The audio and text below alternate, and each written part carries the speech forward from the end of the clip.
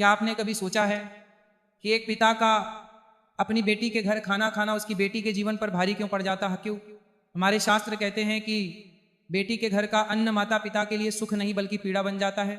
यह कोई अंधविश्वास नहीं, यह उन अनकहे अपमानों की कहानी है जो एक बेटी हर रोज चुपचाप सहती है।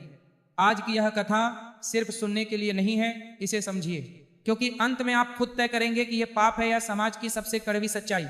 वीडियो को अंत तक देखिए, क्योंकि आखिरी दृश्य आपकी सोच बदल देगी। बेटी के खाने पर परिवार की सुख शांति क्यों भंग हो जाती है?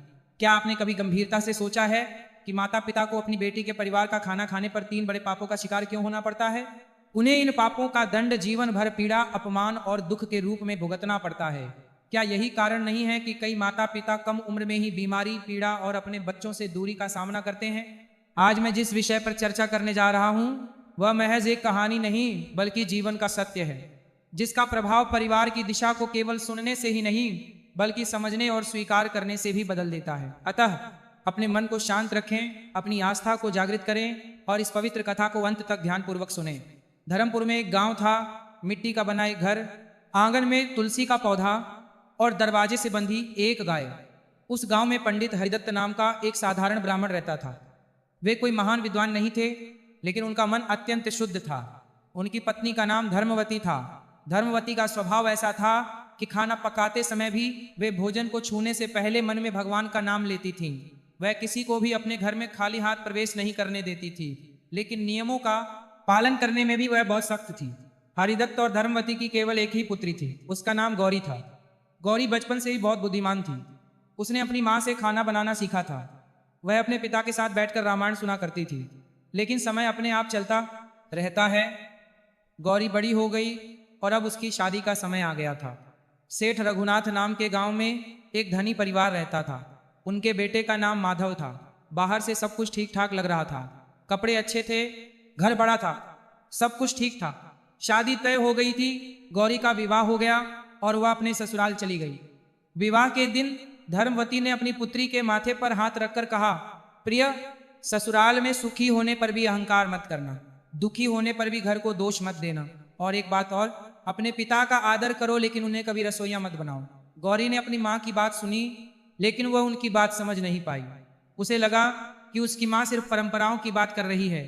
समय बीतता गया और गौरी का परिवार दूसरी जगह जाने लगा। लेकिन सेठ का घर बड़ा था और बड़े घरों में दिल कई बार छोटा पड़ जाता है। जसोदरा गौरी को हर बात पर ताना मारती थी, कभी कम नमक, कभी ज्यादा घी, कभी पूछती थी ससुराल वालों ने क्या दिया, और कभी कहती थी कि हम उसे अपने घर की बहू बना रहे हैं।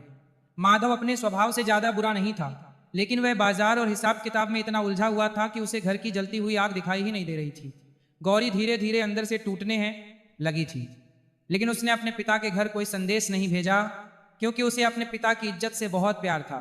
वह बस मंदिर जाकर रोती थी और चूल्हे पर तौलिए से आंसू पोंछकर रोटी दे दो। यहीं धर्मपुर में पंडित हरिदत्ता की हालत बिगड़ने लगी। खेती बाड़ी अच्छी नहीं चल रही थी, घर में बचत कम हो गई थी। इसके अलावा हरिदत्त की पीठ में दर्द होने लगा। धर्मवती ने अपने गहने गिरवी रख दिए, फिर भी घर के खर्चे किसी तरह चल रहे थे। माता पिता के चेहरों पर चिंता झलक रही थी, लेकिन उन्होंने अपनी बेटी को अपनी चिंता का एहसास नहीं होने दिया। एक दिन गांव में प्रवचन हो रहा था। वहां एक महात्मा गांधी थे। उन्होंने बहुत ही सरल भाषा में कहा, जब बेटी का विवाह होता है तो वह केवल शरीर ही नहीं छोड़ती बल्कि रसोई की सारी संपत्ति भी अपने साथ ले जाती है। बेटी के घर का भोजन उसके पति के घर का भोजन होता है। बेटी पर उसका अधिकार है, लेकिन माता पिता का नहीं। अगर माता पिता वो खाना स्वीकार भी कर लेते हैं तो कई बार बेटी की झिझक के कारण वह खाना नहीं खाती। यह सुनकर धर्मावती का मन कांप उठा। उसे अपनी कही हुई वही बात याद आ गई, अपने पिता को कभी रसोइया मत बनाना। लेकिन जीवन की कठिनाइयां सिद्धांतों को देखकर हल नहीं होती। कुछ दिनों बाद हरिदत्ता की सेहत बहुत बिगड़ गई। डॉक्टर एक पारिवारिक चिकित्सक थे। उन्होंने औषधि लिखी, लेकिन औषधि महंगी थी। धर्मावती के पास पैसे नहीं थे। उन्होंने बड़े साहस से गौरी को संदेश भेजा, बेटी, तुम्हारे पिता बीमार हैं, अगर हो सके तो 2 दिन के लिए आ जाओ। यह सुनकर गौरी डर गई। वह दौड़कर घर आना चाहती थी, लेकिन ससुराल वालों से इजाजत लेनी पड़ती है। उसने अपनी सास से कहा, अम्मा, पापा बीमार हैं, मैं 2 दिन के लिए जाना चाहती हूँ। जसोदरा ने तुरंत कहा, हमने तुम्हारे घर में क्या रखा है, हमेशा की तरह वही जाना ठीक है, लेकिन सावधान रहना, हमारे घर के कामों में कोई कमी नहीं होनी चाहिए। माधव ने यह भी कहा, जाओ लेकिन वापस जरूर आना। जल्द ही गौरी अपनी माँ के घर पहुंच गई। अपने पिता को देखकर धर्मवती की आंखें भर आईं, उसका चेहरा पीला पड़ गया। उसने अपने घूंघट से अपने आंसू छुपा लिए।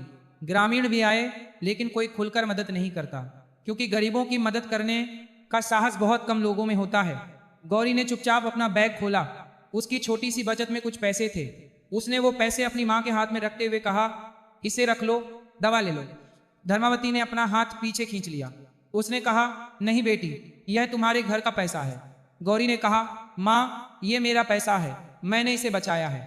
धर्मावती ने कोमल स्वर में कहा, बेटी, कभी कभी घर की दौलत बेटी के प्राणों की कीमत पर भी बच जाती है। हम पैसे नहीं लेंगे। लेकिन गौरी ने जिद की। उसने पैसे रख लिए। दवा आ गई। पिताजी को थोड़ी राहत मिली। अब गौरी ने सोचा, कम से कम मैं कुछ तो कर सकती हूँ। रात हो चुकी थी। धर्मावती ने चूल्हा जलाया। घर में आटा कम था, दाल भी कम कर दी। फिर भी उसने अपनी बेटी के लिए गर्मा गर्म रोटी बनाई। गौरी ने अपनी माँ की बनाई रोटी खाई। उसे अपना बचपन याद आ गया। फिर उसने कहा, माँ, मैं कल अपने घर से कुछ अनाज और घी भेजूंगी। धर्मावती ने यहाँ आने से तुरंत मना कर दिया। देखो, यहाँ बेटी नहीं है, हम भूखे ही रहेंगे, लेकिन आपकी रसोई का सामान यहाँ नहीं आएगा। गौरी ने पूछा, क्यों माँ? मैं आपकी बेटी हूँ, मेरा घर आपका है। धर्मावती ने अपनी बेटी के सिर पर हाथ रखकर कहा, बेटी, तुम्हारा घर तुम्हारा है, हमारा नहीं। हमारा घर तो ये है और हमारा खाना यहीं से आता है। अगर हम आपके घर से खाना खाएंगे तो कल लोग कहेंगे कि हम अपनी बेटी के सहारे जीते हैं। और उससे भी बड़ा डर यह है कि आपके ससुराल वाले उसे हथियार बना लेंगे। गौरी चुप हो गई। पहली बार उसे समझ आया कि माँ खाने की बात नहीं कर रही, बल्कि अपमान की बात कर रही है। लेकिन इसी बीच अगली सुबह एक ऐसी घटना घटी जिसने पूरी कहानी ही बदल दी। गांव का एक आदमी जो सेठ रघुनाथ की दुकान पर अक्सर आता था, जसोदरा के पास गया और बोला, बहू अपने मायके चली गई है, उनके घर में अनाज नहीं है। लगता है अब आपकी बहू ने अपने मायके की देखभाल भी शुरू कर दी है। यह सुनकर जसोदरा क्रोधित हो गई। उसने माधव से कहा, देखो, मैंने तुमसे कहा था, पहले ये लड़की अपने माता पिता को घसीट कर ले जाएगी। आज वो पैसे भेजेगी, कल वो अनाज भेजेगी, परसों वो अपने माता पिता से उसे यहीं रखने के लिए कहेगी। माधव ने कहा, अम्मा, उसके पिता बीमार हैं। जसोदरा ने उसे ताना मारा, तो क्या हमारी रसोई चलती फिरती दुकान है? जब चाहो दवा, जब चाहो खर्चे। और सुनो, कल से अगर उसके माता पिता हमारे घर आकर खाना खाने लगे तो मैं इस घर में चूल्हा नहीं जलाऊंगी। अब असली कहानी यहीं से शुरू होती है, क्योंकि जिस दिन माता पिता अपनी बेटी के घर खाना खाते हैं, अक्सर वही दिन बेटी के लिए सबसे भारी साबित होता है। गौरी अपने मायके में थी और उसे सब की जानकारी नहीं थी। वहां हरिदत्त की हालत में थोड़ा सुधार हुआ, इसलिए उन्होंने अपनी बेटी से कहा, बेटी, अब तुम वापस जाओ, आपके घर की इज्जत आपके हाथों में है, आप हमारी चिंता मत कीजिए। गौरी ने कहा, बाबूजी, आप जल्दी ठीक हो जाइए, मैं फिर जाऊंगा। हरिदत्त ने बहुत धीमी आवाज में लेकिन कठोर स्वर में कहा, नहीं पुत्री, पिता की बीमारी गंभीर नहीं होती, पुत्री की बदनामी गंभीर होती है। और ठीक उसी समय कोई दरवाजे पर आया। धर्मवती ने पर्दा हटाया और देखा कि वही गांव का आदमी सेठ के घर आया करता था। उसके हाथ में मिठाई का डिब्बा था और चेहरे पर मुस्कान थी। उन्होंने कहा, धर्मवती, मैंने सुना है कि दामाद का घर बहुत समृद्ध है। आजकल लोग अपनी बेटी के घर खाना खाकर भी खुश हो जाते हैं, बस भाग्य की जरूरत है। धर्मवती का चेहरा पीला पड़ गया। गौरी ने यह सुनकर हृदय थरथरा उठा। वह समझ गई कि बात फैल चुकी है, और अगर यह बात फैल गई तो ससुराल में ताने सुनने को मिलेंगे और उसके पति पर भी दबाव पड़ेगा। हरिदत्त ने धीरे से धर्मवती की ओर देखा। मैं तुम्हें बता रहा हूं, उसने देख लिया। जिस डर की आप बात कर रहे थे, वो डर गया। गौरी ने उसी क्षण निश्चय कर लिया कि आज से वो अपने माता पिता को अपमान के किसी भी साय से दूर रखेगी। चाहे आप मुझे कितना भी अपमानित करें, मैं आपको नहीं छोड़ूंगी, मैं तुम्हें नहीं छोड़ूंगी। अपनी इज्जत बचाओ। जब गौरी अपने ससुराल पहुंची तो पूरा घर ताने बाने से भरा हुआ था। जसोदरा ने दरवाजे पर कहा, बहू, मैंने सुना है कि ससुराल का खर्चा यहीं से आता है। गौरी ने शांत स्वर में उत्तर दिया, अम्मा, आज से किसी का कोई खर्चा नहीं आएगा। और एक निवेदन है मेरे माता पिता से, आपके बड़ों से भी, उनके बारे में कुछ भी घर की संपत्ति को अपवित्र कर देता है। माधव सहज खड़े थे। उनके सामने गौरी ने चूड़ियों के 2 जोड़े उतारकर थाली पर रख दिए।